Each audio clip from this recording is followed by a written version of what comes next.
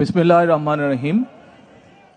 আমি মরহুমা বেগম খালেদা জিয়ার বড় সন্তান তারেক রহমান। আমি আজকে এখানে উপস্থিত সকল ভাইয়েরা এবং বোনেরা যারা উপস্থিত আছেন,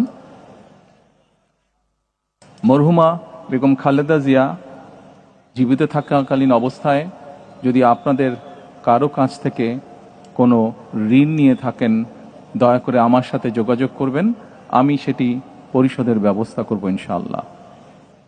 একই সাথে উনি জীবিত থাকাকালীন অবস্থায় ওনার কোনো ব্যবহারে, ওনার কোনো কথায় যদি কেউ আঘাত পেয়ে থাকেন, তাহলে মরহুমার পক্ষ থেকে আমি আপনাদের কাছে ক্ষমা প্রার্থী। দোয়া করবেন আল্লাহ তাআলা যাতে ওনাকে বেহেশত দান করেন। আসসালামু আলাইকুম।